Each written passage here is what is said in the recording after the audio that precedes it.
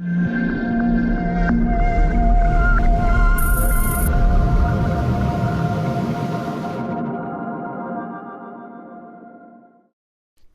Player free. Get it now from digital.net.au. Good morning to all. Jean Mizrahi, I'm the CEO of Ymagis and SmartJog Ymagis. Just a few words about Ymagis. Ymagis is a company that was created 6 years ago to promote digital in the cinema industry in Europe.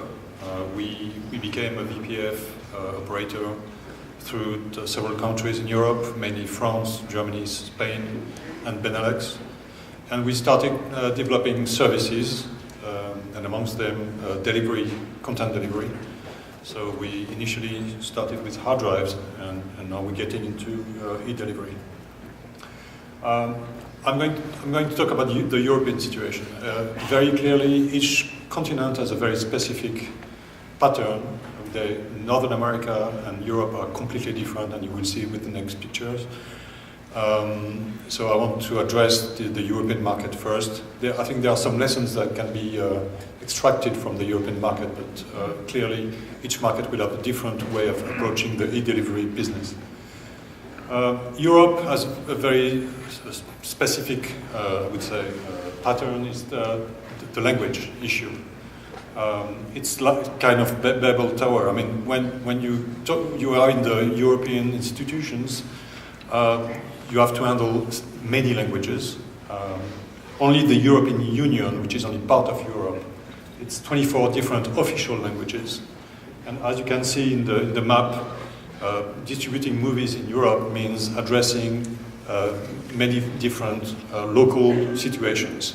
And this is getting, I would say, reinforced by a trend coming from regionalization. I mean, in some countries, local regions want to have local languages promoted. In Spain, the Catalan language is promoted in the cinema industry. There is a law in Spain, in the Catalan region, to promote the Catalan in the cinema industry. So it's complicated. It's actually making the life of the distributors, the studios, and the vendors, making their life more difficult than any other place. But Europe is a key market. Europe is a third of the worldwide box office. Europe is also producing a lot of movies, between 12 and 1,500 every year. Some countries, like France, the country I know the best, produce a lot of movie, and I will show the example of France, how it impacts the delivery business, and how it impacts our business to basically better service the distributors. Numbers, I think you had enough with numbers. Just to say that since we are now close to full digital in Europe, at least in the main countries, but I would say most Europe, end of this year, will be digital. The rules are changing. All this started with hard drives, USB keys, because basically it looks like 35mm print. It's the same kind of business model. You send something in a cinema physically, and then you can move from one cinema to another. What happens now is that the VPF has made things cheaper for every distributor, especially local distributor. The digital now, including VPF and transportation cost, delivery cost, is much cheaper than 35, and you will see the impact on the distribution, especially the local distribution. It creates new opportunities for content. Alternative content is one. Usually, alternative content is seen as live content, but actually, in Europe at least, recorded content is quite important in the alternative content. And also, there are more opportunities in other areas like advertising, which makes the necessary to basically adapt content to a situation where all countries are getting digital, and you can now release content Europe-wide at the same date, or at least with a sort of harmonized technology. To give you an example, on the right side, one European movie. So it's not a studio movie, but it's, as you can see, it's been released in almost 20 different countries in Europe. In total, it's 1,600 prints, digital prints. It's a lot for Europe. It's very similar to, I would say, a studio movie that would be released day and date in all territories in Europe. So the rationale now is that a movie can be sent to all cinemas at the same time, not only for US movies, but also for local movies in Europe. Of course, not all local movies. Many movies are very, very, I would say, nationally oriented and will not be distributed Europe-wide. But we see now more and more producers and distributors being concerned by the fact that the cost of producing movie is expensive, and it's necessary to amortize the cost through a Europe-wide distribution or worldwide distribution. And that creates a need for, I would say, European DCP, which is not the case today. I mean, when we see distribution of local movies in Europe, even this one, each DCP is done in each territory at different time, so it adds cost. And it's very hard to handle, I would say, a distribution, especially getting into the e-delivery environment when you don't have files that you can send simultaneously to all cinemas. France is a good example. France is an example of where the market can create, I would say, a very contrasted situation for the business we do, which is e-delivery business. The studios represent a large part of the box office, but actually only a big third of the prints. The rest is local content or local distributors. It can be US movies, but distributed by independent distributors. The 10 largest distributors represent basically half the prints, but there are a lot of independent distributors, which, as you can see, are not cannot be neglected from a delivery point of view. It's 16% of the prints, and it's not yet growing, but we can expect it to grow. There are more and more prints in the market. And as you can see, it has not changed the structure of the industry. I mean, the studios, the largest distributors, and the smaller independents basically represent the same share of the market in terms of prints. I'm not talking about box office here. But as you can see, the releases have changed in terms of structure. The very small release represent the same number of prints. What has changed is the release between 200 and 400. It's typically the local movies, local comedies that are going to be distributed to around 300 cinemas in France. And this is changing quite fast, and we believe this is thanks to digital. And the high end, I would say, the blockbusters, has also seen a steep increase in number of prints delivered to the market since it has grown by almost 30%. Digital cinema means new booking behaviors. With 35mm, we already experience multi-programming in cinemas. I mean, on a 6-screen cinema, you could have 12 movies at the same time. Of course, not the same hour, but you could see in the same cinema many different content. With digital, this phenomenon is getting more and more pregnant in the industry, which has an impact in terms of how you need to deliver content and make it available to cinemas. You see more and more cinemas showing dubbed and subtitled versions. There is an appetite in Europe for subtitled, even when the content is available in dubbed version. Certain countries have a preference for subtitle. The expansions are easier, especially the VPF model makes cheaper the expansion starting from a certain time, and bicycling changes completely. There are more and more bicycling of prints between cinemas, meaning that second-run cinemas have access to more movies today. And something we see, since we monitor around 2,000 screens in Europe, we see a revival of the repertory movie sector in Europe. There's new access to repertory movies at certain time slots, and that's also creates a demand for content delivery. In terms of technology, we started with physical media. This was the most simple. It was understood by everyone in terms of I have something in my hand, and for everyone. I mean, for the distributor, for the artist also, and for the exhibitors, it was easy to understand that starting from a 35mm print, you had something getting into your cinema that you could ingest in a server. This is changing, and this is changing very fast. First, with satellite.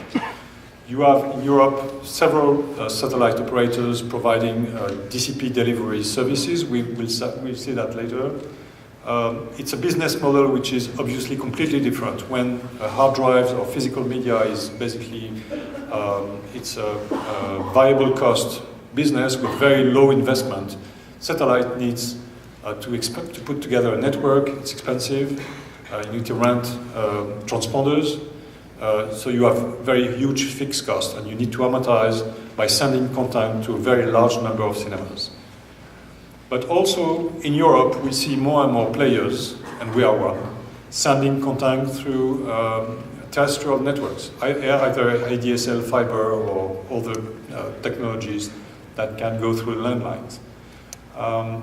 This is also an investment. You need to put in each cinema server to receive content.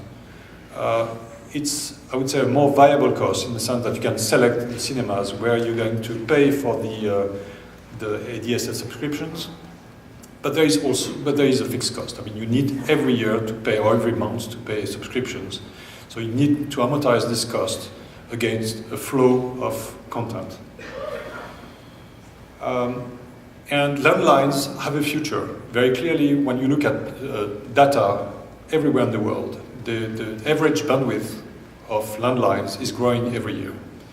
And this is going to be, I would say, it's a long-term trend that is not going to change because of the consumption of internet and any, I would say, online services that are now consumer services.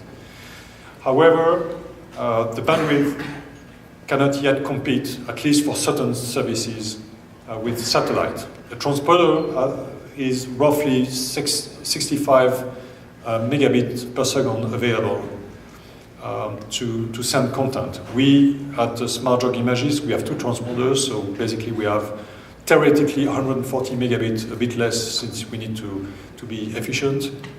It's a lot. And very clearly, especially when you want to send content Europe-wide, satellite makes a lot of sense. And the cost per megabyte is clearly cheaper at this scale. So these technologies today are competing. I mean, we see more and more competition, and you will see there are players using only hard drives. In every country you have players, either local players or larger labs sending hard drives everywhere, collecting hard drives. It's very flexible. I mean, to be very clear, the hard drive, the USB key, the DVD is flexible in the sense that you can move things. You can print on demand.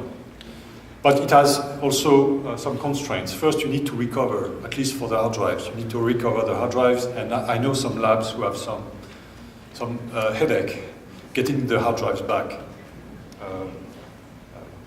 I would say at Ymagis we are quite lucky, but in essence, we lose some hard drives.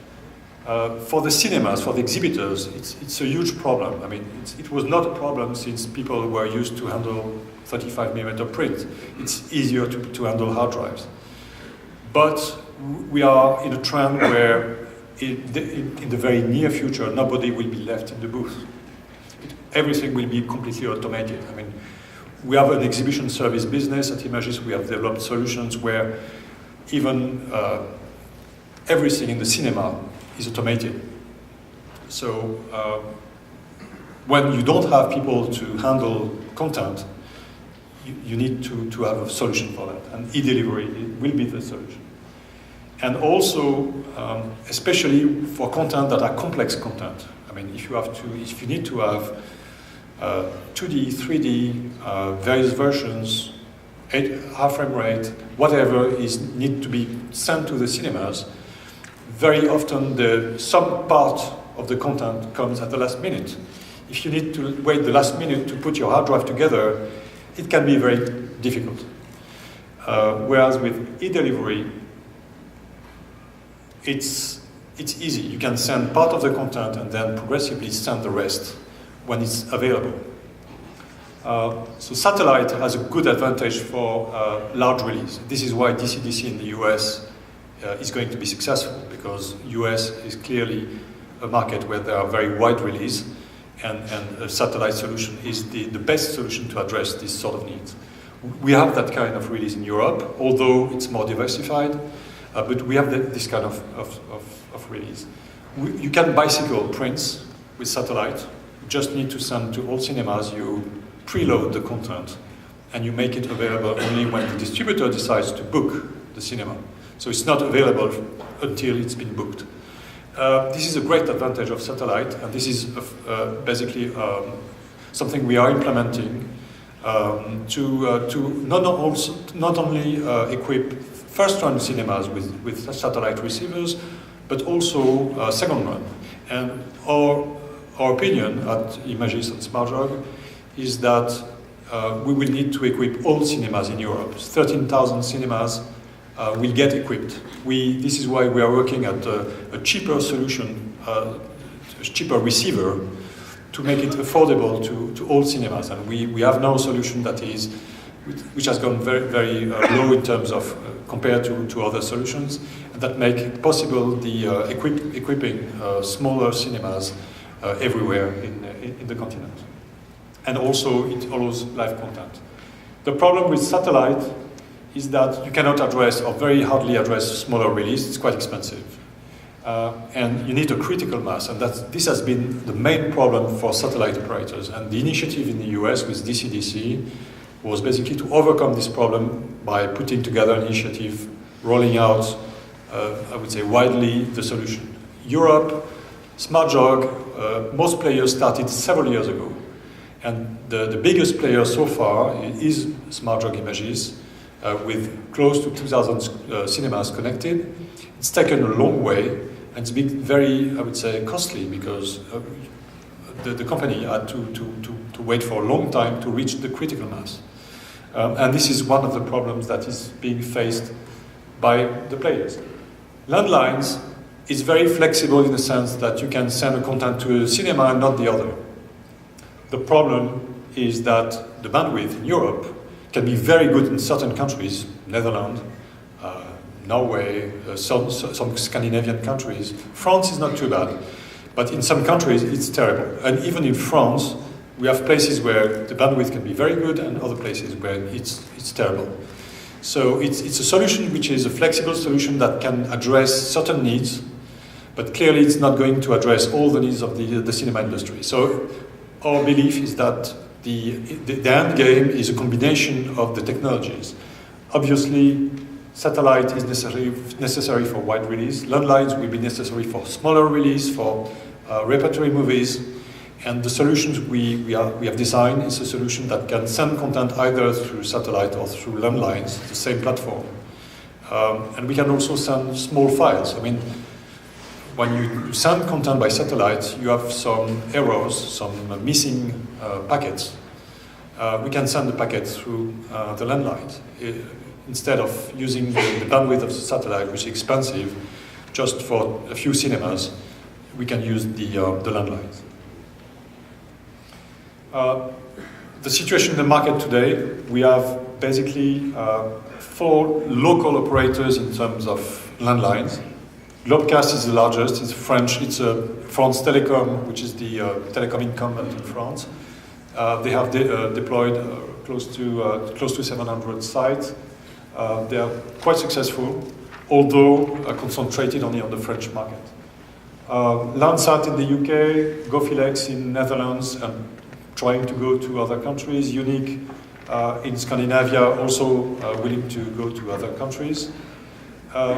We have Deluxe, who has openly announced that they want to deploy a landline solution throughout Europe. It's not yet there. I mean, we at Ymagis, through the VPF contracts, we're in contact basically with 450 cinemas. Still very few of them have been connected. So we don't have the numbers, but it's an ongoing process. And you have 3 satellite operators. SmartJog has the largest network. DSAT is the number 2 with 1,200 sites, if I'm correct, the largest number I have. And Arqiva is a British operator who is mostly successful in the UK and Ireland, but has deployed also receivers in other countries. We believe this market is getting a bit crowded. When you look at the situation, you have many players trying to address a market that seems very simple. Basically, you just need to send a content from one place to another. It's a bit more complicated. And it's getting more and more complicated since the content itself is getting more and more complicated, and the booking strategies are getting more complicated. So we believe this market is going to be restructured. And in the end, there will be less players. Logically, there should be one satellite operator. In the end, there is no place for so many players in the satellite business. So we expect in the coming months, years, a consolidation in the satellite area.